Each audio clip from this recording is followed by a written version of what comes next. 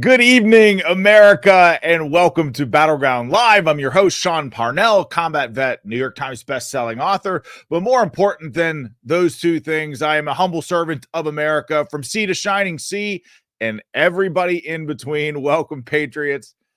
If you're wondering why I am smirking and trying to hold back laughter as I start this show, despite the serious moment that we are in as a country, it's because it's because of this.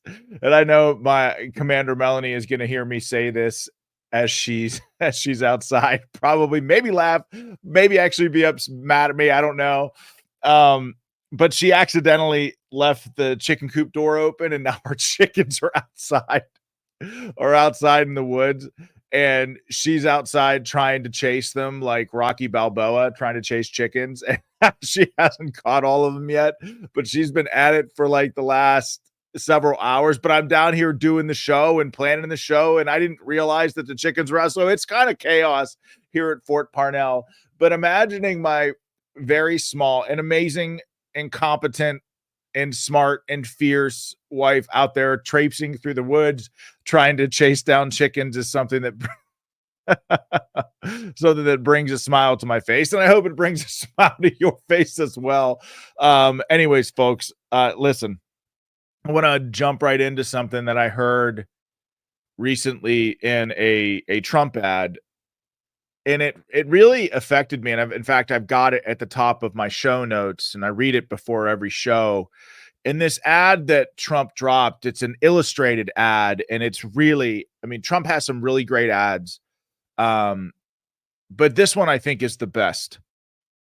And it speaks to me on a very, very personal level. And that is what great political ads do.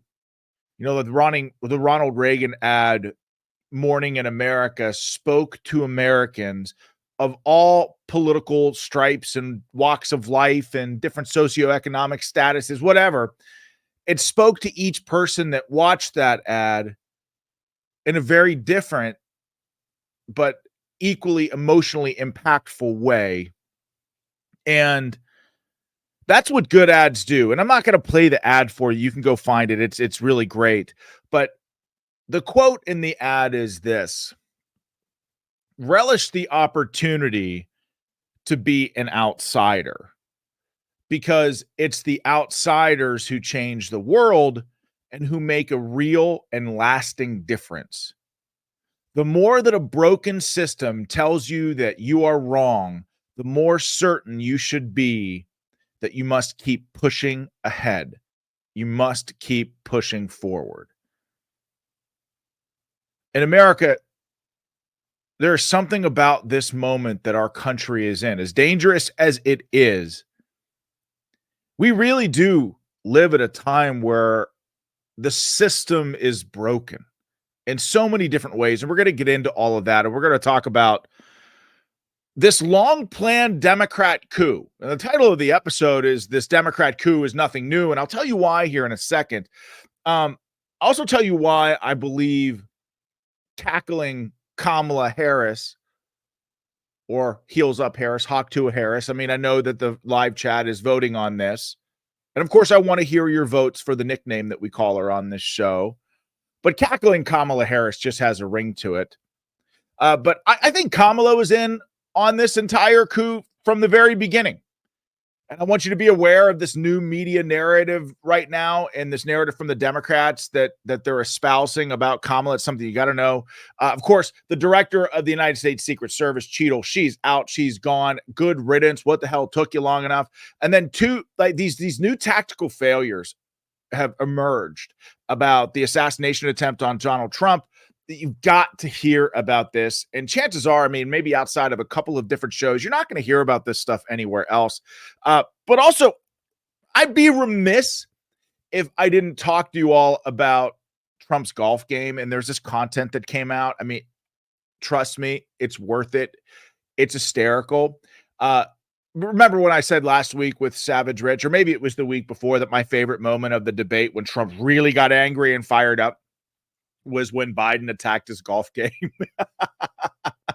Biden was insulting him. Biden was calling him names. Biden did the creepy whisper. Biden yelled at him, but Trump kind of shrugged all that off, even though you could see Trump like try not to say anything. But it wasn't until Biden came after Trump's golf game that Trump got really mad and could barely contain his fury. Well, there's this new video out there that's been making the rounds on social media. You just got to see it. And we'll get to that towards the tail end of the show. But make sure you like and rumble. Smash that little green thumb beneath the video. I know the Battle Crew, you've become accustomed to doing that. Well, for the new folks who are watching the show and our friends on iHeart who are listening, that really helps the show get on the leaderboard. We've made the National Rumble leaderboard a few times in the last month, which is just something that's incredible. To be on that leaderboard is of top 50 shows in all the country is amazing and a testament to you. And remember that this show is and will always be your show. So proof of life of Joe Biden, like put out this message yesterday. Biden resigns via a post on Twitter/X with a PDF. Haven't seen the guy for 5 days. This is the strangest damn thing in the world. And then we see this video emerge today of Biden getting out of the presidential limo, the Beast, and he kind of shuffles over to Air Force One and climbs up the steps. And of course, he mumbles something at the media that's inaudible. You can't tell what it is. The sound was kind of jacked up. And listen to me. You think what you want about me, folks. I try to back up everything I say with receipts. When I'm speculating, and of course I'm doing that right now, I let you know. I will never bullshit you here on this show. But my thought was, is that even him? Does that make me crazy? And for those people that hate listen, first of all, you're welcome. Like I love our hate listeners, but I didn't cause this dynamic. You know that, right? We had a sitting president of the United States quit the race. He gave no reason in a post on social media in which he digitally signed that was not on presidential letterhead. We haven't seen the dude for 5 days. In fact, one of the things that he said before he disappeared was, well, the only thing that could make me resign is a irrefutable health condition. So all of this is on our heads and the guy just quits the race. And here's the thing. This was 1 week ago. Listen. We knew this was going to be a close race from the moment he announced. The idea that we are in a situation where, if you look at all the polling data shows a lot of different things, but there's no wide gap between us.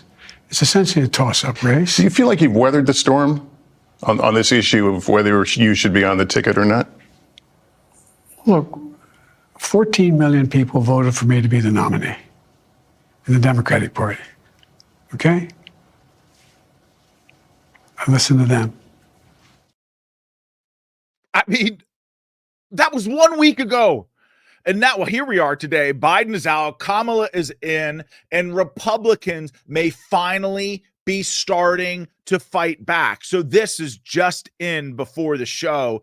Representative Andy Ogles has introduced articles of impeachment against Vice President Kamala Harris for high crimes and misdemeanors. This is apparently, details are still coming out on this, but all of this is stemming from her duties handling the border, her job performance as border czar, not upholding the Constitution, not fulfilling her duties as vice president. Andy Ogles, his statement said this: time and again, Kamala Harris has refused to uphold her oath to the U.S. Constitution, and she must be impeached. Her breathtaking incompetence as border czar has allowed a crisis of drugs, rape, and murder to flood the streets of America. Harris knowingly breached the public's trust by failing to invoke the 25th Amendment after it became clear that Joe Biden was mentally and physically unfit to serve as president and immediate action must be taken. Well, hot damn, folks. Could this be Republicans finally starting to fight back? Look, we have a razor-thin majority in the United States House of Representatives, but I am all about this. It is time for Republicans in ways that are feasible at this current moment to engage in lawfare against the Democrats where we can. Again, why aren't red state attorneys general going after tackling Kamala Harris and Joe Biden and Alejandro Mayorkas and all these other losers in the Biden administration? We should be doing that, because the only way that the Democrats stop the lawfare, the only way the Democrats stop trying to put their political opponents in jail for the rest of their lives, is if the Democrats feel the heat, feel the political pressure, and feel the legal pain for themselves. It is the only way this stops. And I know that there are Republicans out there that are more traditional establishment Republicans that might say, well, we can't stoop to their level. That's what makes us different. We have principles. I'm sorry that all of that goes out the window when you are in an existential fight for survival.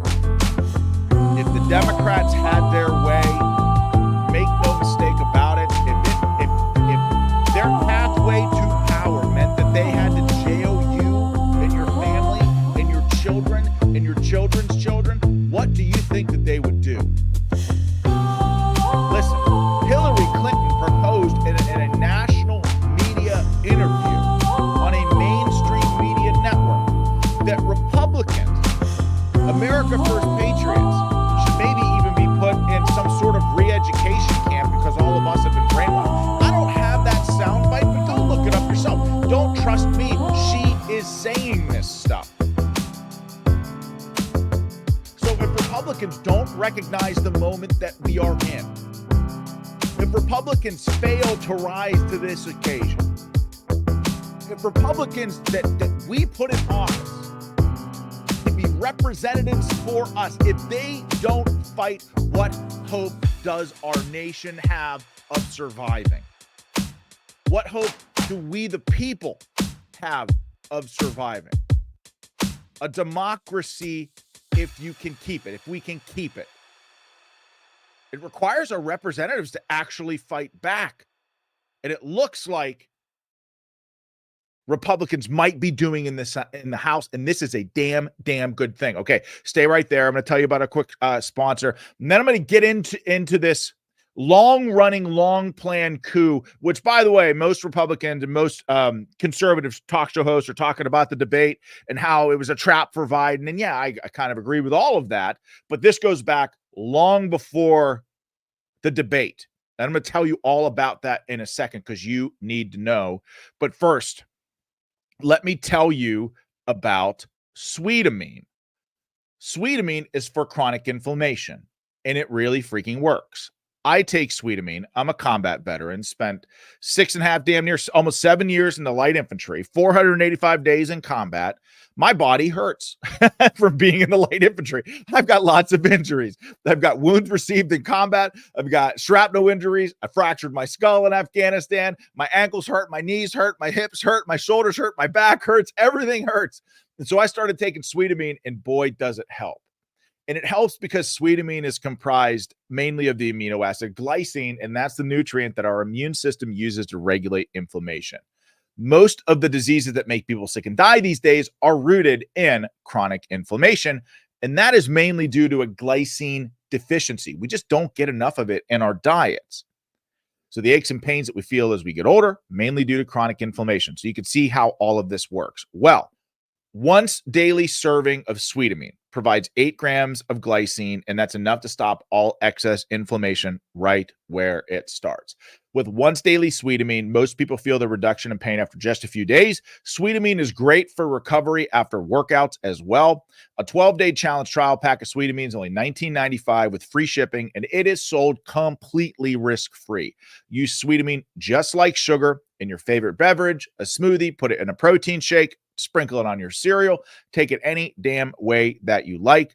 All natural Sweetamine contains no sugar, no carbs, only 24 calories. It's safe for diabetics as well. So you can buy Sweetamine online at sweetamine.com. That is SWEETAMINE.com, or call 855-GET-SWEET. That's 855-438-7933. Sweetamine.com, 855-GET-SWEET, 855-438-7933. Use the promo code Sean, SEAN, and you will get a $5 discount. Also, real quickly before we move on, Beard Vet Coffee. They've been a sponsor of this show since the beginning of the year. This is the best damn coffee in America. I'm telling you, it's owned by a veteran-owned company that are huge Trump supporters. Their coffee is just the best. I mean, Melanie and I drank the roll call blend, which is their morning blend. It's got a little bit of a punch to it. This is their dark roast. It's called Stand, but a portion of the proceeds of every sale of Beard Vet Coffee goes to supporting veterans and their families, which is something that's near and dear to my heart. So go to beardvet.com, check them out, an awesome veteran-owned company and sponsor of the show, and we are certainly grateful to have them. Okay, now listen, this coup for the Democrats has been going on for a long, long time. Now, I want you to consider all of this. Biden's physician, just yesterday and today, has come out and said that he was in good health. Nothing that would indicate his health is poor. Nothing that would indicate he can't fulfill the role and duty of President of the United States. Do you want to know why I don't buy that bullshit? Or at least something here doesn't add up? It's interesting because Pelosi threatened Biden with the 25th Amendment. So if Biden's health is good, then how could Pelosi threaten him with the 25th Amendment? If Biden's health is bad, then how does he remain president for the next 6 months? Now, if Biden withdrew for political reasons, and in his letter, he said it was the best thing for his party and his country. Country comes second, but party comes first, which means that he did, in fact, withdraw for political reasons. And what do I mean by that? I mean that the polling suggests that Biden is going to get his ass whipped. So if Biden did withdraw for political reasons, then the Democrat Party writ large is admitting that they don't give a shit about their own voters. They don't care about democracy, TM. Democrats always screaming about how Republicans are threats to democracy while they rig their own primary process and steal elections. But what I just laid out to you are just scratching the surface in terms of questions, right? We think for ourselves here. Not conspiracy theorists, we're critical thinkers. But do you see, and I'm asking you all a question in the live chat, and I want to hear from you, but do you see how everything that the regime is saying right now in this moment is total bullshit?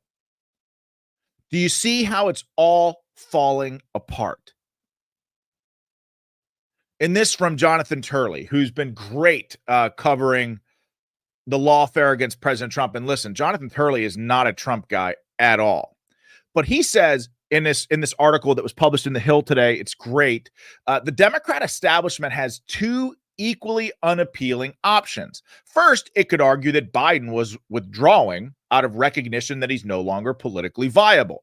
But that makes a mockery out of the Democrat process. Millions of people went through the primary elections to select him as their nominee. Now he would be set aside and replaced by a vote of the party establishment, like a shift in the Russian Politburo, and Jonathan Turley is exactly right. He goes on. Second, it could admit that Biden was, as stated for weeks in the media by figures like special counsel Robert Hur, greatly diminished both mentally and physically. However, that makes this withdrawal an admission that could trigger a fight under the 25th Amendment. In other words, if he withdrew because he's not mentally or physically able to do the job, then there's no question that Biden should be on the receiving end of the 25th Amendment. And Jonathan Turley asserts that this development could create a new constitutional controversy. The 25th Amendment was written with largely physical disabilities in mind. If a president is comatose, for example, the incapacity is obvious, and Section 4 allows the vice president, now hear me here. Section 4 allows the vice president, who is who? Kamala Harris. Section 4 allows the vice president and a majority of the cabinet to sign a declaration to Congress that a president is incapable of holding office. But here's the thing. Kamala Harris does not want to be seen as Brutus. Kamala Harris does not want to be seen as dispatching our president or kicking him off the ledge, throwing him off the cliff.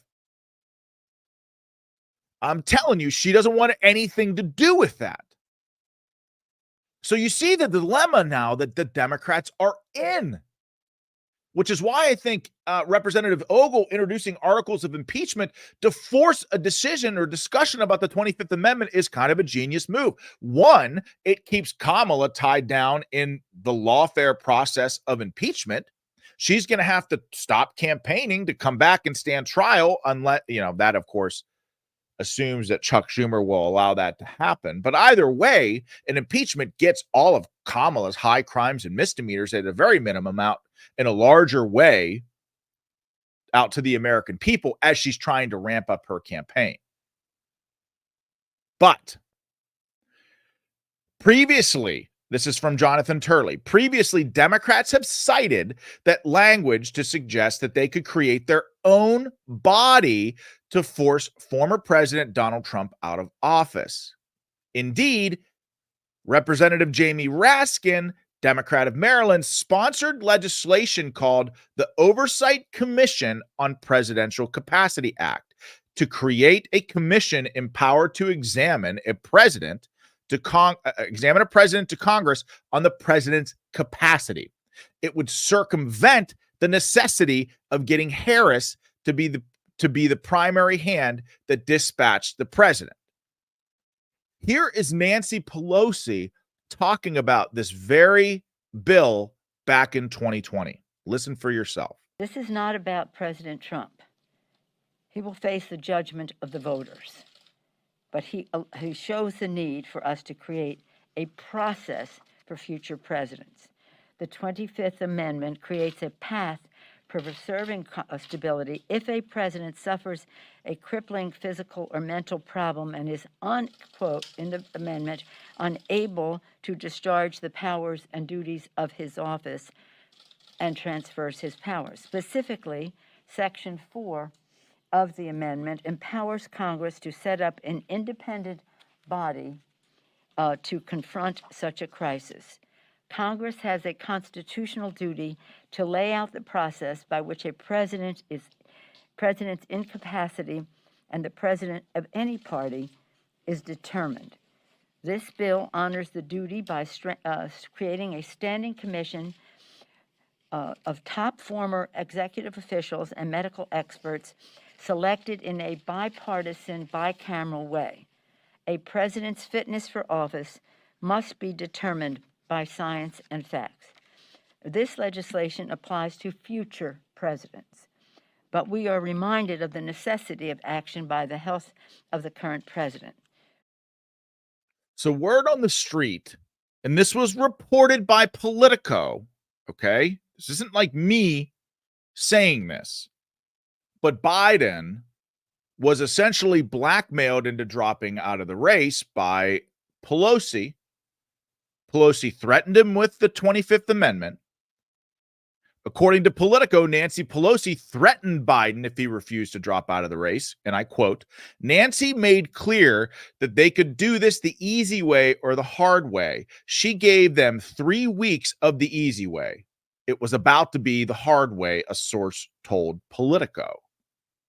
So the hard way was clearly the 25th Amendment. The hard way was clearly created back in 2020, intending to use it to wrangle in what they believed could be a second Trump term, just another way to get him out of office and circumvent the will of the voters. These Democrats are the biggest. They are truly an existential threat, political threat to this country. And I want you to keep in mind that Biden's own staff didn't even know he was dropping out until they read this letter on X, which again was digitally signed. I mean, this is just all just such an unprecedented time for our country.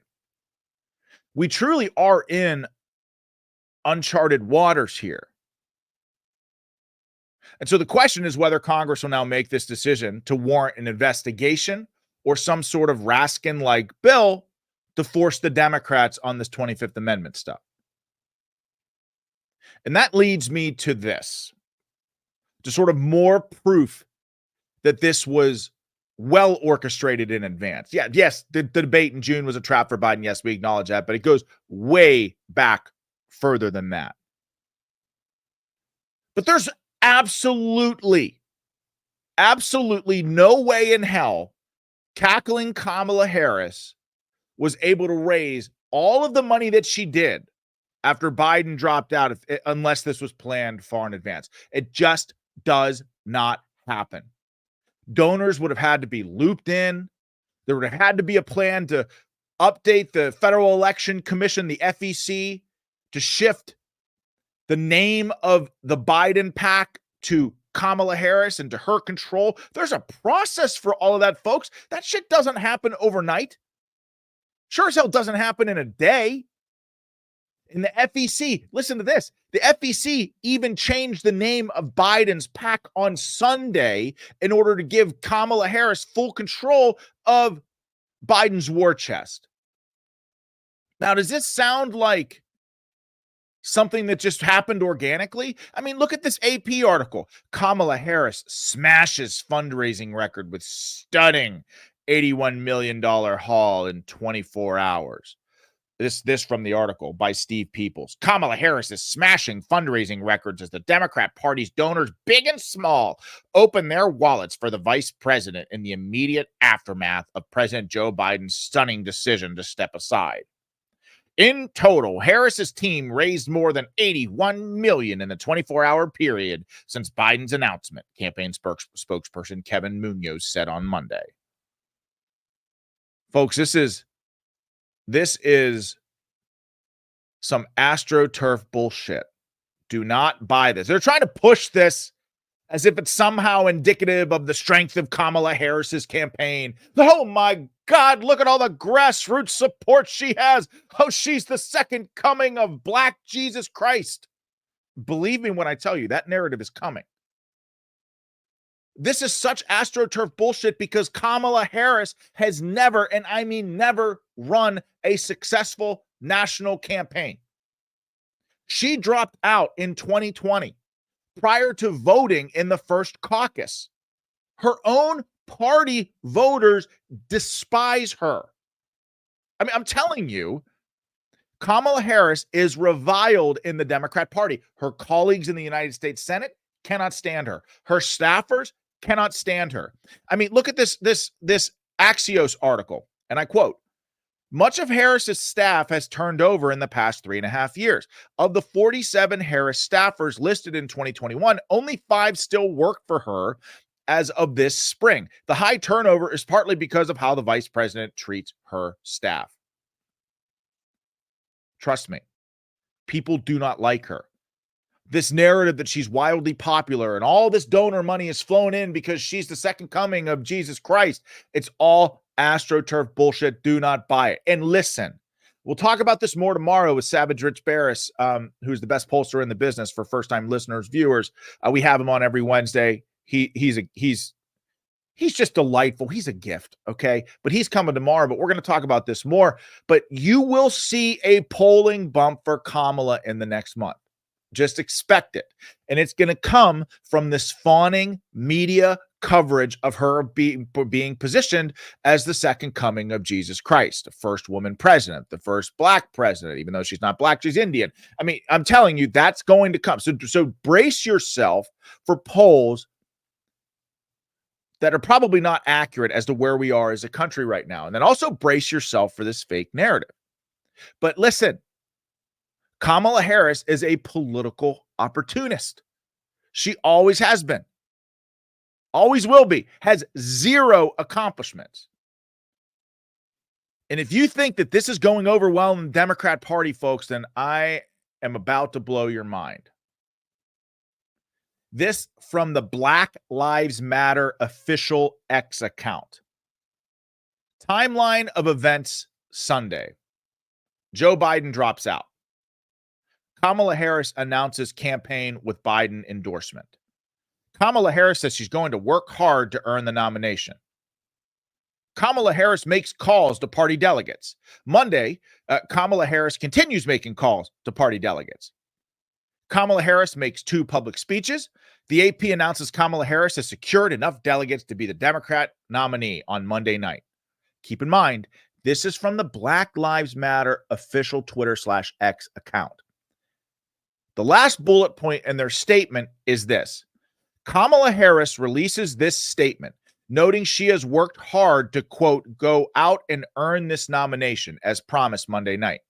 A 24-hour process of talking to party bosses is not democratic, nor is it a process Democrats should be proud of.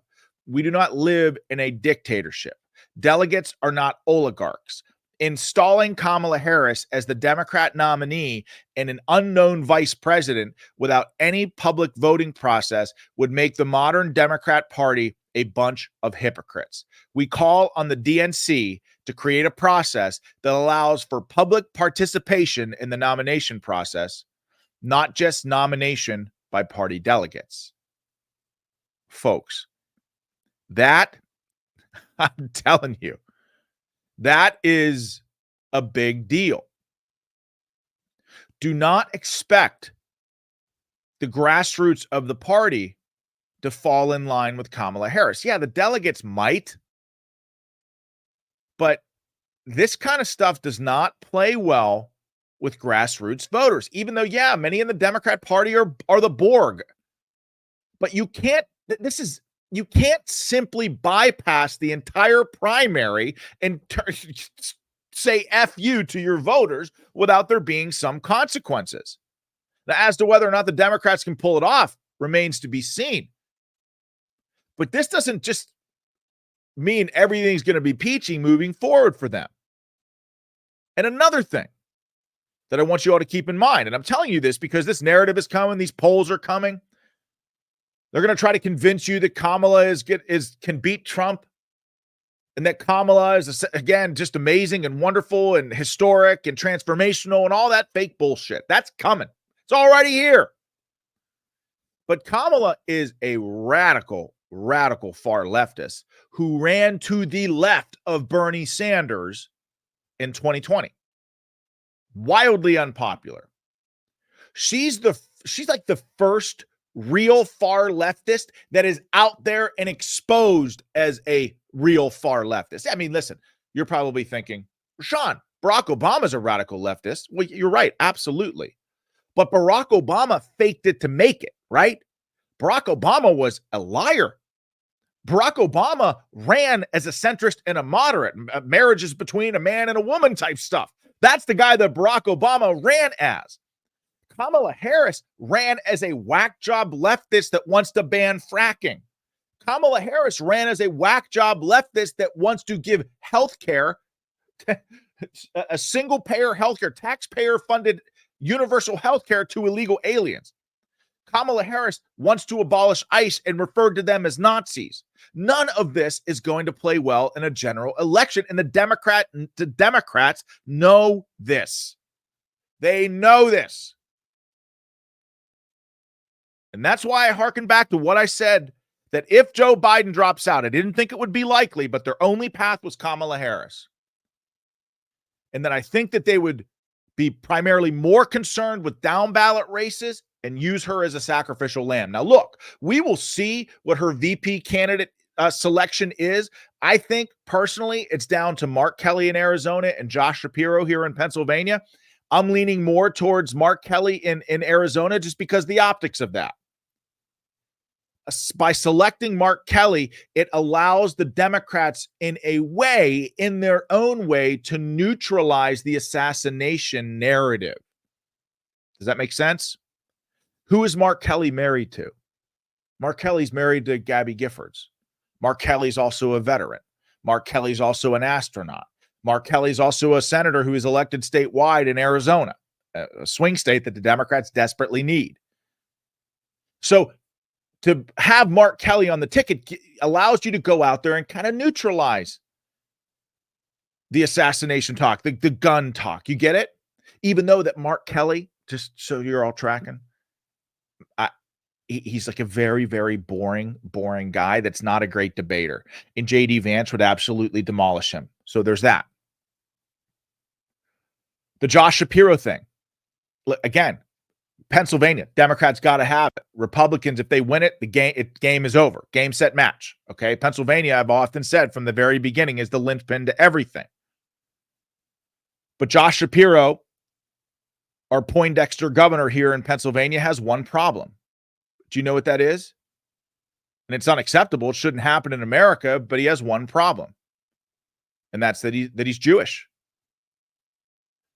And the Democrat Party, they're the party of Jew haters. Their base is comprised, at least half of their base are comprised with pro-Hamas terrorist sympathizing losers. And Josh Shapiro is a risk. And the Democrats don't take risks when it comes to dividing America, folks. So I'm going to talk to you about this new narrative that the Democrats are rolling out.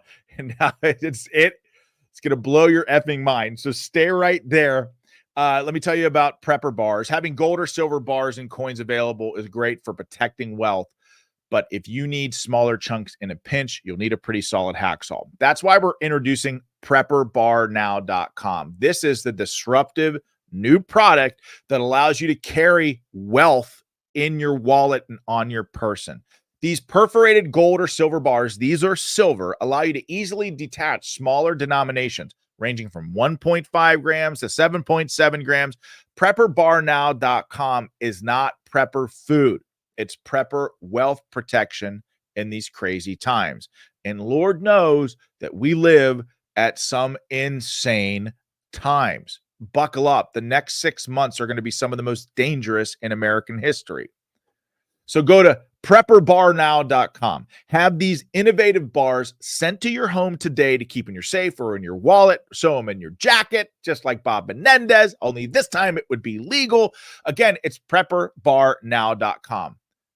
Silver prepper bars. Buy it, break it, trade it. That's PrepperBarNow.com.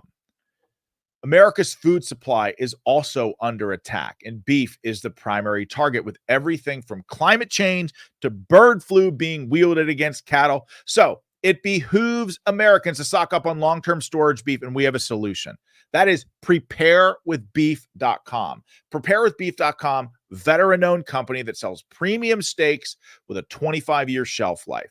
Ribeye, New York strip, tenderloin, sirloin. They don't sell beef crumbles. They don't sell beef chunks that other survival food companies offer.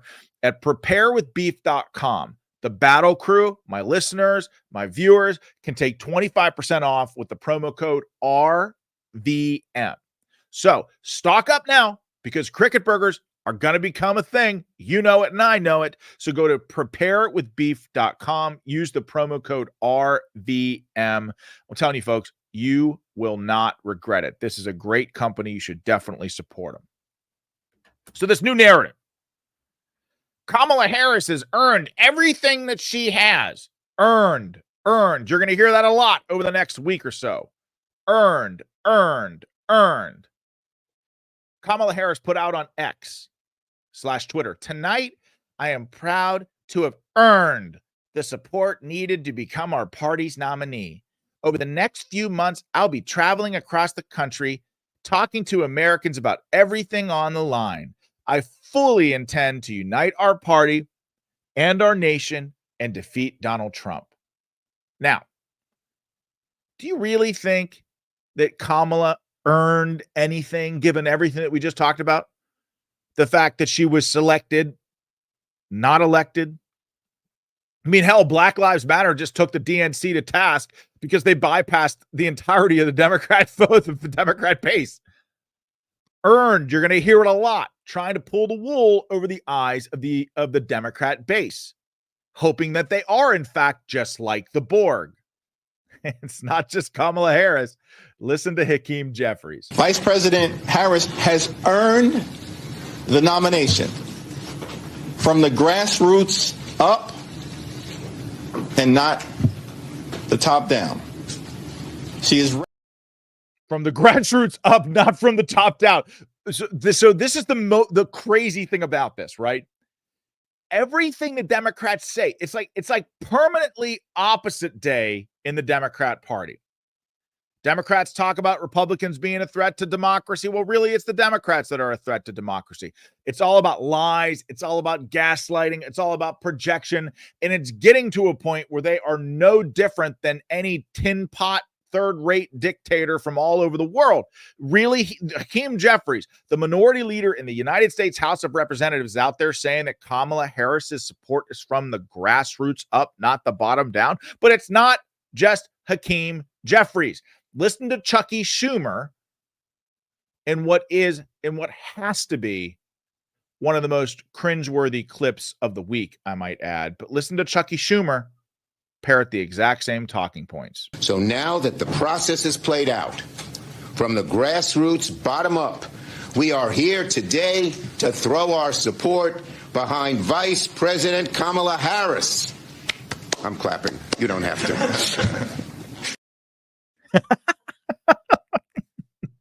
I'm clapping. You don't have to. I mean,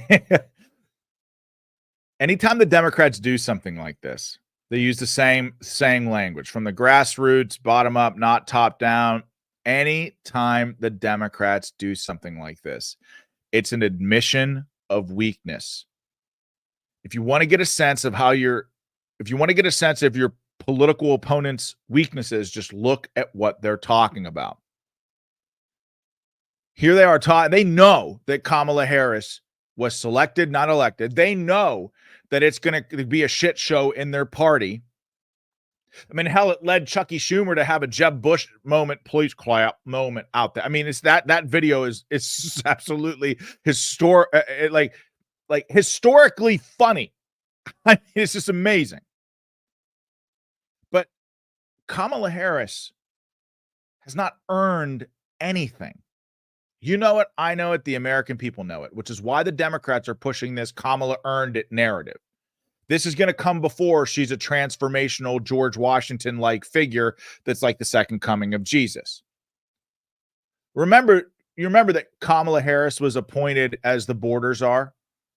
Her one job was looking after our southern border, fixing the problems at our southern border.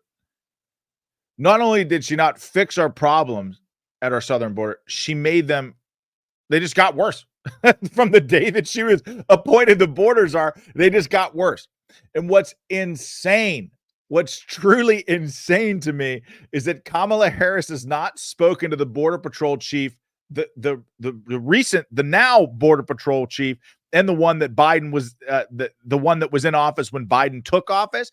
Kamala Harris has not spoke to the Border Patrol chief not one single time since she was appointed the border czar. I mean, that is some next level dereliction of duty. I mean, you gotta try to be that shitty at your job. You're not even calling the Border Patrol chief. You're the freaking border czar. You haven't even called him. I mean, and of course, that's led to some of these cringeworthy videos from Kamala Harris. I mean, just listen to this one. Border. So this whole thing about the border, we've been to the border. We've been to the border. You haven't been to the border. And I haven't been to Europe. I mean, I don't understand the point that you're making. I mean, this woman is really, really bad at her job.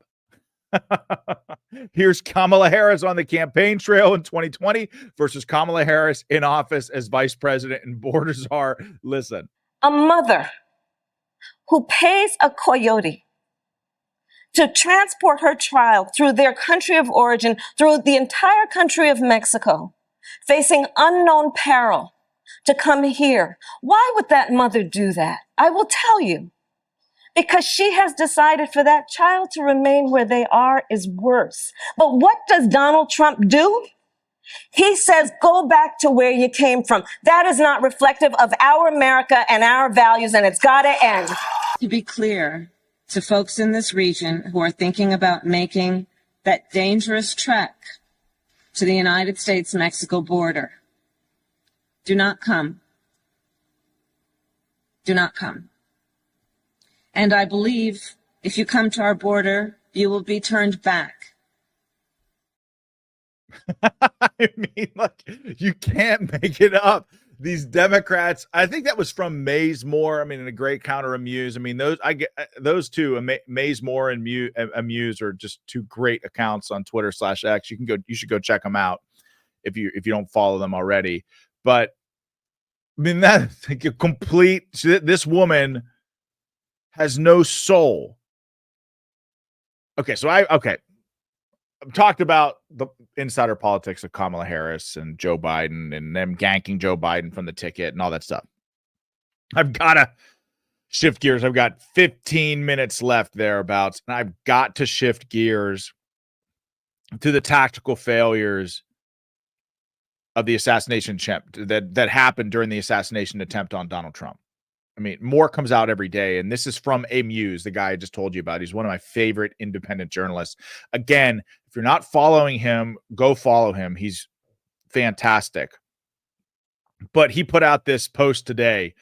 During today's House Homeland Security meeting, we learned that the local Butler Police, ESU, spotted Crooks acting suspiciously around the building where he eventually climbed onto the roof about an hour before the president was shot. An hour before. The ESU took a photograph of Crooks and began sharing it in a text thread with fellow ESU members. When they saw Crooks using a rangefinder, they became more alarmed and contacted a Pennsylvania State police officer at the command post. The Pennsylvania State police officer informed a Secret Service agent inside the command post about Crooks and showed them the picture. The agent then gave the Pennsylvania State police officer the phone number of one of the counter snipers and asked them to send the picture of Crooks. This all occurred 25 minutes before Trump was shot. Trump wasn't on the stage yet. So two local municipal police officers noticed Crooks on the roof, and one officer hoisted the other one up to the roof's edge. Crooks pointed his AR-15 at the officer, causing him to drop back down and avoid getting shot. Trump was shot 2 to 3 minutes after this incident.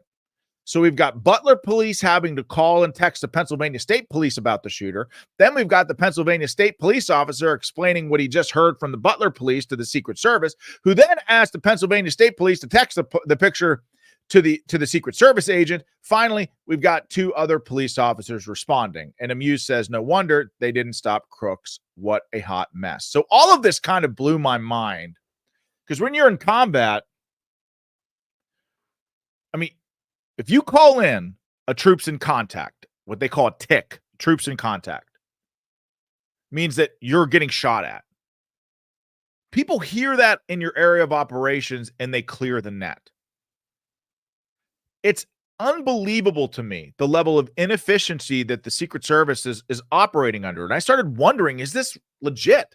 How do they have 15 different freaking channels? And if shit hits the fan, how do you communicate with people if you're not all on some open tactical channel? Some encrypted open tactical channel that is just meant for combat communication.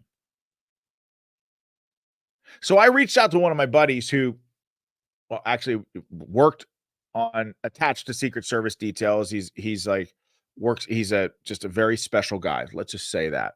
Very good friend of mine. And again, he actually worked and was attached to Kamala Harris's U.S. Secret Service detail at one time. But he said, because of app technology, almost all departments have encrypted radios. Everyone pays their own bills. So there are 800 megahertz, 900 megahertz digital and analog radios out there. They aren't comparable. And even if they are, agencies won't give out their encryption key. He said it's a dumpster fire because everyone wants their own secret channels. Well, you can see how this communication breakdown, if the local police can't communicate with the state police, if the state police can't communicate with the Secret Service, if there's a crisis and no open tactical channel, communication just completely fails. And let me tell you, communication in those moments is absolutely critical to people getting out alive. If communication was on point during the Butler County rally. And by the way, this is one singular component to all of this. But if communication was on point, they likely would have neutralized this threat at least an hour before Trump even took the stage. But because they couldn't communicate, Trump gets shot. People die. People in the crowd wounded. I mean, and by the way, Eli Crane, who's a friend of mine, congressman from Arizona, released video from the shooting site. I mean, it didn't surprise me. But the interesting thing I want to show to you, I wanted to tell to you all, was that the roof that the shooter was on, it was a two-tiered roof. There was a lower roof and an upper roof. Now, apparently, the sniper team that was supposed to be perched on that roof said it was too hot. This is from Josh Hawley and Whistleblowers Today. Said it was too hot, and they went inside the building. Now, I have to say, this doesn't surprise me because soldiers, people get complacent. People do stupid things in moments like this. It just happens. I've told you this before, that I would not be surprised if it was just so hot that sniper team who is in full kit, just like, screw it. We can see things just as easily from the window. And so allegedly, this local sniper team was inside the window looking out over the rally site. But here's the thing. That window that they were supposedly looking out over looked out over the lower roof as well. So if someone was there, they would have seen Crooks lying in the prone. And of course, we don't have any of these answers. Do you know why?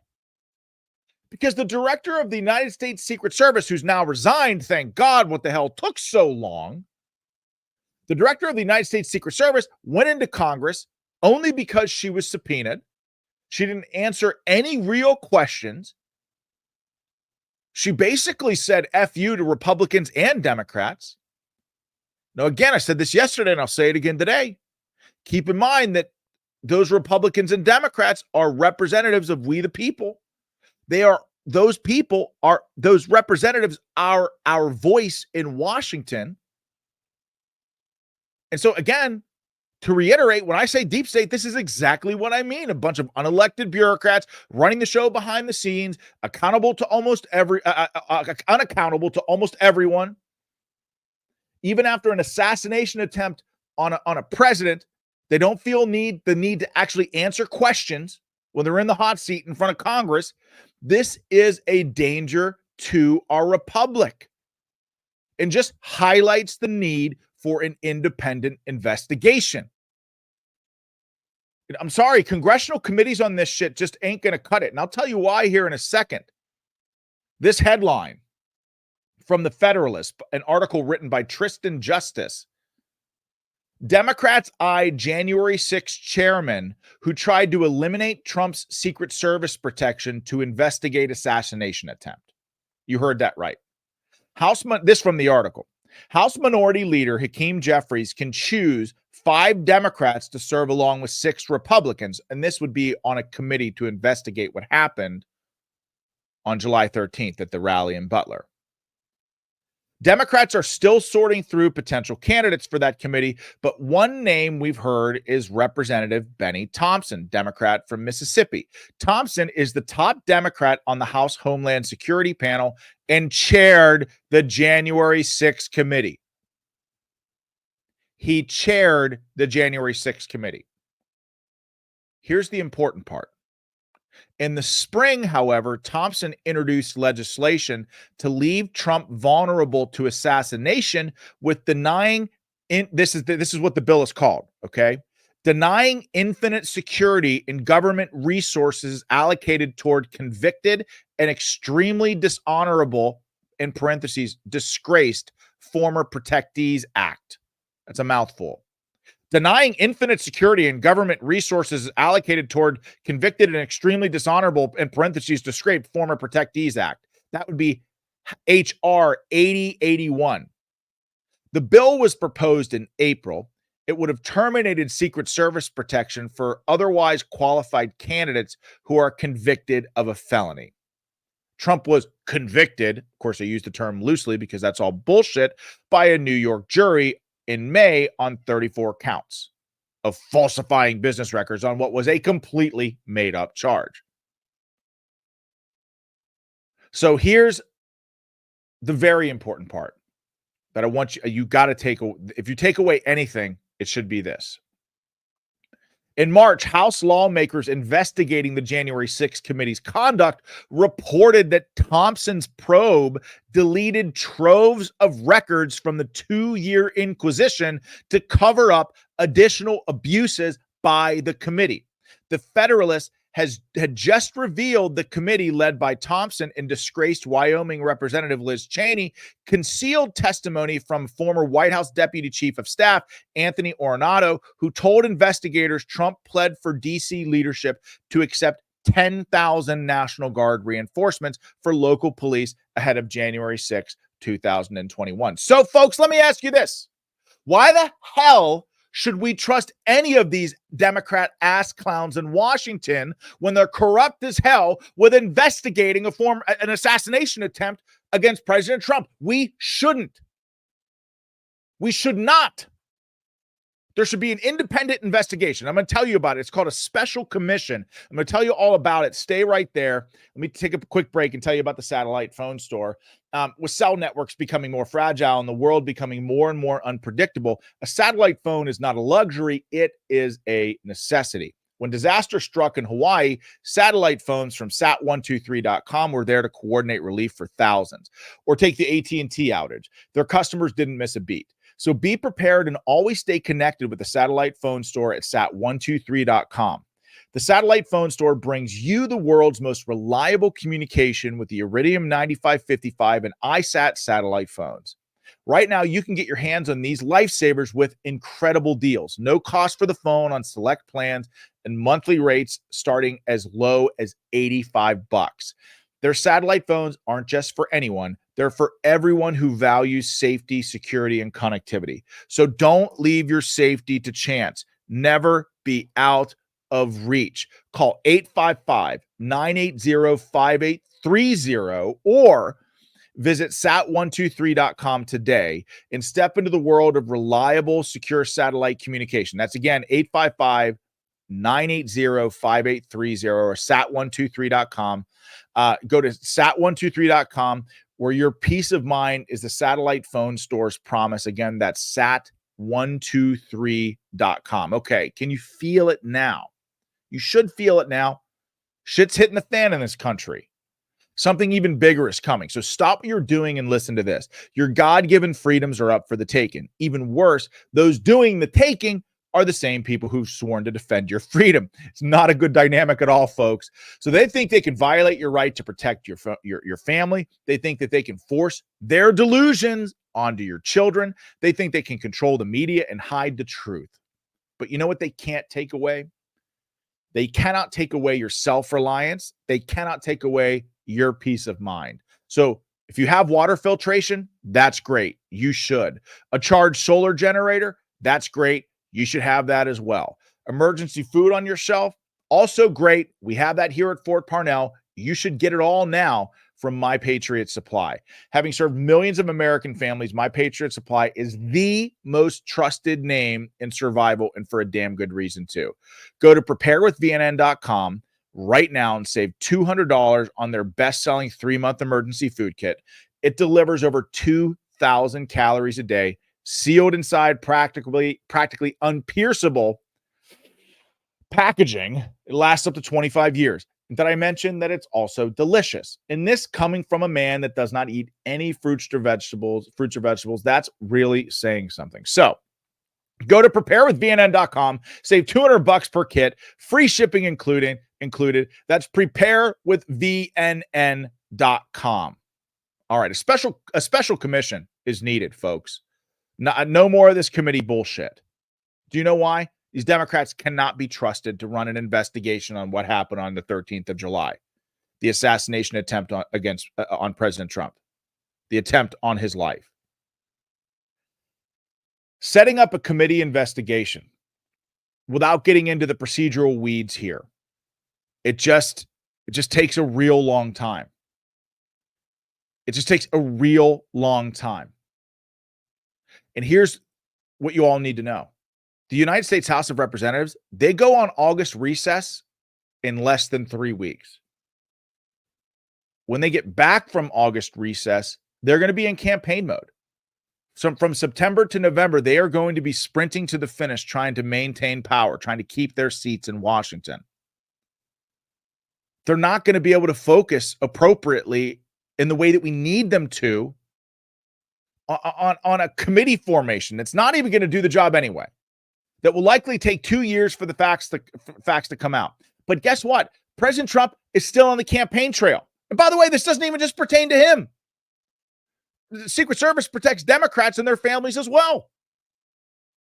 There have to be changes implemented in tactics, techniques, and procedures before then. If the United States House of Representatives is not going to be in session because they're gone for August recess, it means that no changes at the United States Secret Service, at least as it pertains to, protecting American presidents and our politicians, ain't going to happen before Election Day, and that's completely unacceptable. And that's why we should empower a special commission. And a special commission would essentially be comprised of external experts with the right experience in law enforcement, national security, and intelligence. People who actually know what the hell they're doing. A House resolution could change the rules to empower a special commission at the outset with all of the authorities of a committee. That's really what's necessary. We can't have the FBI conducting an investigation. In the live chat, how many of you all trust the FBI to conduct this investigation? In the live chat, how many of you all trust the United States Secret Service to conduct a thorough investigation? Another question. How many of you all believe that Merrick Garland and the Biden DOJ will conduct a legit investigation? I'm looking here. Nope, no, none of us, nope. Just universally, no. So if that's the case, and by the way, we've already learned that the director of the United States Secret Service went on to Capitol Hill. I don't give a shit that she resigned. It shouldn't stop there. I mean, it's great. It's a good first step. But she's already demonstrated that she is going to lie. The sloped roof, lying to members of Congress, potentially perjuring herself to Anna Paulina Luna, not answering very basic questions about what happened that day, which, by the way, is an insult to the people who were wounded, an insult to the Trump family, and an insult to we the people. Has to be a special commission. Has to be people who've actually done the damn job, that operate outside the purview of corrupt Democrats in Congress and our corrupt institutions. It has to happen, folks. Has to happen. We cannot operate under business as usual here. Business as usual almost got Donald Trump killed. And it did kill a citizen of Pennsylvania, and wound several others. And it's just completely unacceptable. I'm done with the incompetence, primarily from the Democrats and Congress. I'm done with political gamesmanship and playing these games. Okay, can we shift gears for just a second and end on a lighter note? We talked about the Trump golf game. I know I'm a little bit over time, but this is just, it's It's just amazing. It's just too good to pass up. Remember Trump getting up in arms about Biden coming after his golf game. It's my favorite moment during the debate, despite the fact that Joe Biden's like calling him all these names, calling him terrible president, making fun of him. Trump kept it together until Biden talked about his golf game. But look at Trump is out there golfing in a scramble with a golf professional. This video was taken prior to the assassination attempt, by the way. This golf match happened prior to the assassination attempt. You all got to know that too, okay? But just like Trump's golf game is legit amazing. Like the media would have you believe this guy's too old to run for office. He's infirm. Oh my gosh, he can't do the job. He's losing a step. Look at some of these video clips of Trump playing golf because it's amazing. Oh, beautiful. Come on. Oh, what a shot. Partner. 15 feet. Great shot. That's how you do it Trump right there. Gosh. Now you got Biden can do pro. that? I don't know. We had an argument about golf. Can you believe it? I saw Come on, on partner. CNN. I don't even know if Bryson can do that. I don't think I could do that. If President Trump gets inside of me, I don't know what's going on. Trump said. All right, so 111. Do you think Biden can do that? Play this 110. Just a yard short.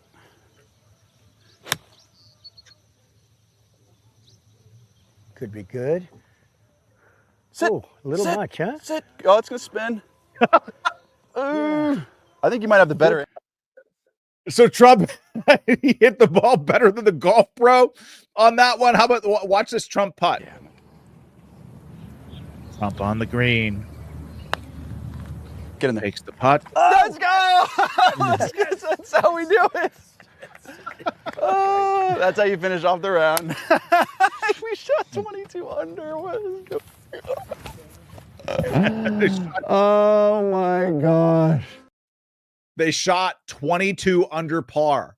I mean, look, most of you all probably, look, I golf. I'm not great at it, but shot 22 under par. I mean, that's legitimately awesome. Now, the last thing I'll show you is this Trump talking with this golf pro. His last name is DeChambeau,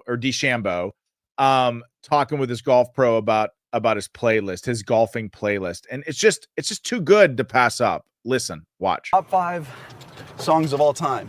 Yeah. Do you have that? Well, I have a great playlist. Playlist? I have a playlist that's. What do you got here? So this is stuff that wouldn't have happened years ago. This is all good stuff. That's too old for you, but I will tell you. What's your favorite? Frank Sinatra, right? I have a lot of Frank Sinatra. Yeah. We'll play this when we're finished breaking this record, if that ever happens. Time to say goodbye. I love it. I love it. Nice and soothing, right? It is calming as ever. Trump is just a force to be reckoned with. Anybody out there telling you that guy isn't top notch and on the top of his game is just a lying political hack with ulterior motives, do not believe them. Anyways, folks, thank you for watching the show. I mean, this show is growing like gangbusters, and it's growing like gangbusters because of all of you. I see so many new people in the live chat. Welcome. V64, Murphy's Law, Dennis Moore, Lenny Ball, Bill Fred, Whale, DH Oregon. Thank you all for watching the show. Thank you for all the new additions to the Battle Crew. It's noticed, and we love having you here. It's awesome to see the show grow. So make sure you smash that little green thumb beneath the video. Tell your family and your friends to subscribe to Battleground Live. Got an amazing show planned for you tomorrow. Tentatively scheduled Savage Rich Barris on deck for Savage Wednesdays. As always, folks, God bless you all. Keep the faith. Stay the course. Take action in your community. The best is yet to come. God bless you all, and God bless this amazing country that we call home. Take care. Good night, and I will see you tomorrow.